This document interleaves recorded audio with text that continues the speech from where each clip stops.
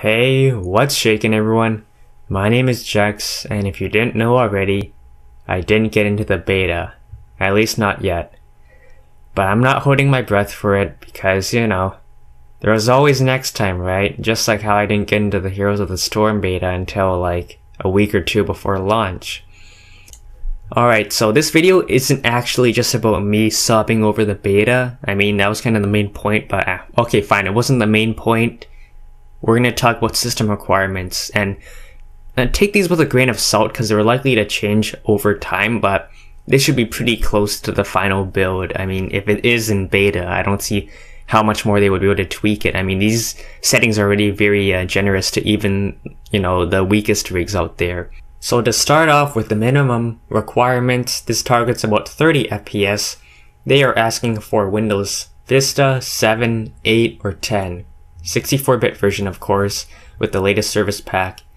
Next would be the CPU. They're asking for a Core i3 or a Phenom X3 865.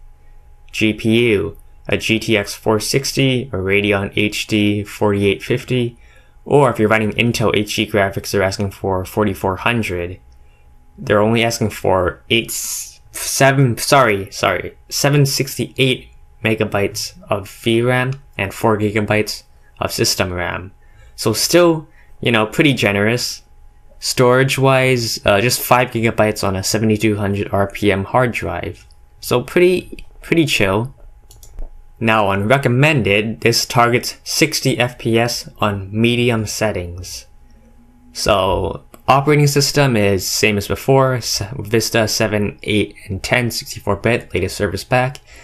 CPU will be a Core i5 this time and a Phenom 2 X3 at 2.8 GHz. GPUs, GTX 660 and a Radeon HD 7950. Memory is 2 gigabytes of VRAM and 6 gigabytes of system RAM. Interesting they have 6 gigabytes because not a lot of games demand for 6 gigabytes these days, so one of the few, unless they're poorly optimized, but Blizzard's usually pretty good with optimization, so I'll trust them here. There's hard drive space, obviously it's the same thing, the game's not bigger, okay, so just chill. And of course, they always recommend to update and download the latest drivers for your graphics card.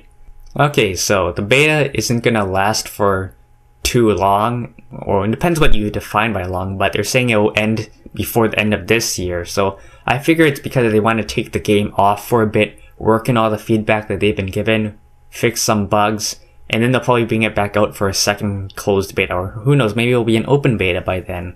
But we'll see, only time will tell. Now, Blizzard claims that everyone who gets into the beta is completely random, but I'm sure we all know that a few people are guaranteed in, and the rest of us are through random selection. Apparently, depending on when you actually signed up for the beta, it doesn't really matter or affect it. Now, that might be quite painful for some of the people, like myself, who signed up pretty early on when the beta was announced, as opposed to some people that get the beta when they signed up, like, I don't know, a few days ago. Ugh. Sorry, it still stings a little bit. Now, if you did get into the beta, congratulations. I'm real happy for you. But for me, this has to be one of the most painful betas of all time. But that brings us to the end of this video. I hope you guys got into the beta. If you did, let me know in the comments section so I can be jealous of you. And I will see you guys in the next video, and hopefully that video is actual beta gameplay. But we'll see. This is Jex, signing out.